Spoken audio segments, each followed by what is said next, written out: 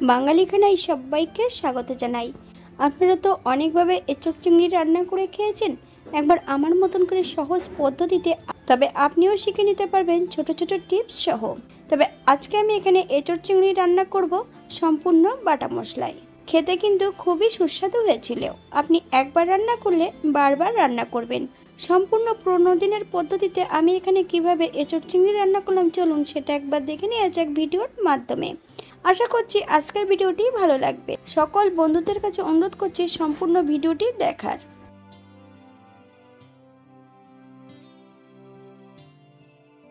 এখানে আমি গোটা একটা মিডিয়াম সাইজের এঁচোড় নিয়ে নিয়েছি।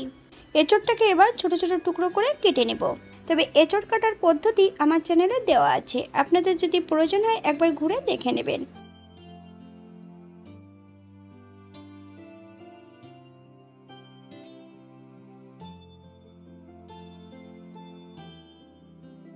এঁচোড় কেটে নেবার পর এঁচোড়গুলোকে সেদ্ধ করে নিয়েছি। আমি এখানে প্রেসার কুকারে এঁচোড়গুলো সেদ্ধ করেছি। হাফ চামচ লবণ দিয়ে এঁচোড়গুলো সেদ্ধ করে নিয়েছি। আপনারা আপনাদের পছন্দ মতন এঁচোড়গুলো সেদ্ধ করে নিতে পারেন।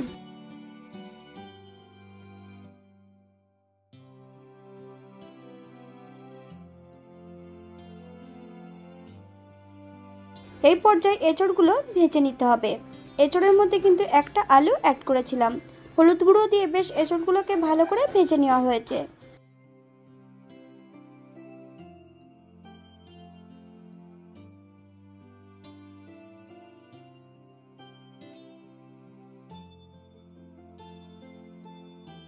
একটা কড়াইতে বেশ কিছুটা সাদা তেল অ্যাড করব। ফোড়নে রেখেছি সাদা জিরে। ফোড়ন থেকে সুগন্ধ পেলে দুটো পেঁয়াজ অ্যাড করতে হবে।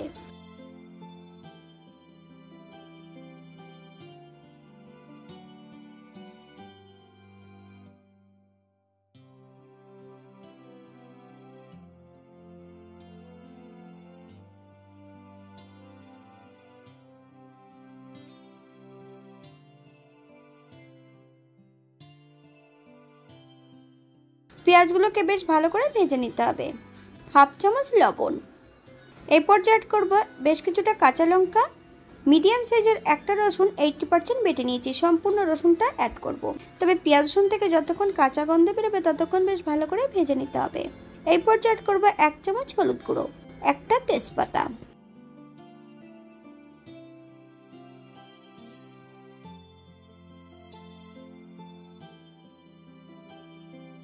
আমি আগের থেকে বেশ কিছুটা মশলা বেটে রেখেছি। আদা, জিরে, ধনে, শুকনো লঙ্কা একই সঙ্গে বেটে নেওয়া আছে। 1 চামচ কাশ্মীরি লঙ্কার গুঁড়ো অ্যাড করেছি। হাফ চামচ হলুদ গুঁড়ো।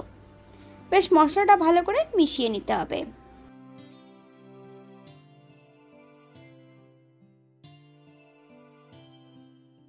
এই পর্যায়ে সম্পূর্ণ মশলাটা অ্যাড করে দেব। মিডিয়াম আঁচে বেশ কিছু সময় মশলাটা ভালো করে ভেজে নিতে হবে। বাঙালি রান্না ঘরোয়া উপকরণ দিয়ে আপনাদের যদি রান্নাগুলো পছন্দ হয় তাহলে চ্যানেলটি সাবস্ক্রাইব করে দিয়ে পাশে থাকবেন। পাশে থাকা বেলটি বাজিয়ে দেবেন, নইলে নিত্য নতুন রান্নার নোটিফিকেশন পাবেন না।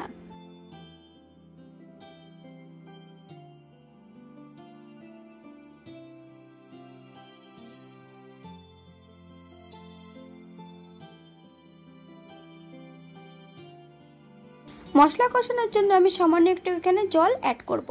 মশলা থেকে যতক্ষণ তেল না ছাড়ছে ততক্ষণ বেশ ভালো করে মশলাটা কষিয়ে নিতে হবে।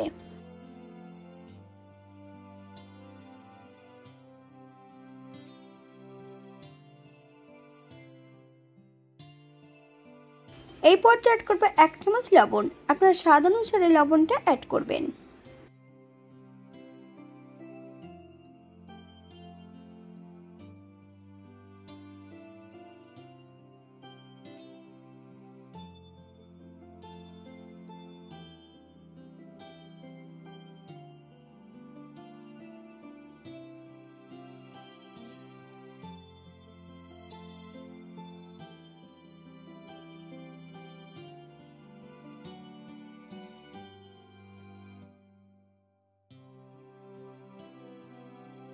মশলা থেকে তেল ছেড়ে দিয়েছে। এই পর্যায়ে অ্যাড করব বেশ কিছুটা কেটে রাখা চিংড়ি মাছ। চিংড়ি মাছ এবং মশলা দিয়ে বেশ ভালো করে কষিয়ে নিতে হবে।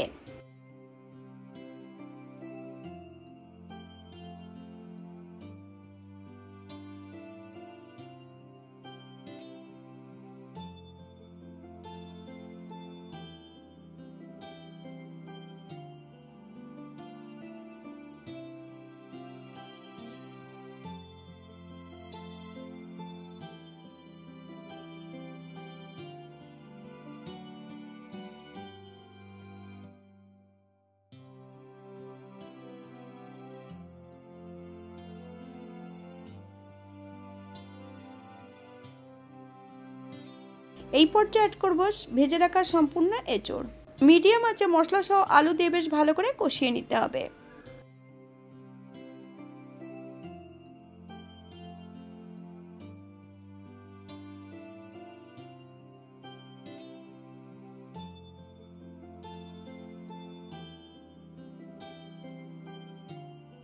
এই পর্যায়ে অ্যাড করব গ্রেভির জন্য 1 কাপ গরম জল। আপনারা যতটা গ্রেভি পছন্দ করবেন ততটা জল অ্যাড করতে পারেন। হাই ফ্লেমে বেশ কিছু সময় রান্না করে নিতে হবে। 1 চামচ চিনি অ্যাড করব। চিনি অ্যাড করার পর বেশ কিছু সময় ভালো করে রান্না করে নিতে হবে।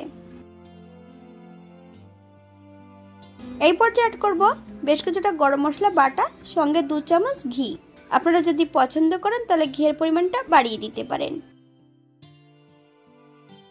5 মিনিটের জন্য স্ট্যান্ডিং টাইম দেব, তারপর সার্ভ করব। এটা দেখতে যেমন ভারী সুন্দর হয়েছে, এটা গরম ভাতে, রুটি, পরোটা সবকিছুর সঙ্গে অসম্ভব ভালো লাগবে। এঁচড় কষা আপনারা যে কোনো একদিন বানিয়ে নিতে পারেন। আমার চ্যানেলে অনেক ধরনের নিরামিষ এঁচড় দেওয়া আছে, আপনার যদি পছন্দ হয় একবার চ্যানেলটি ঘুরে দেখে নেবেন। আজকের ভিডিওটি এই পর্যন্ত। সবাই সুস্থ থাকবেন, ভালো থাকবেন। অন্যদিন নতুন রেসিপি নিয়ে আপনাদের সামনে আবার আমি হাজির হব। নতুন ও পুরনো সকল বন্ধুদের অসংখ্য ধন্যবাদ ভিডিওটি দেখার জন্য। হাতে যদি সময় থাকে তাহলে একটা লাইক, কমেন্ট, শেয়ার করবেন।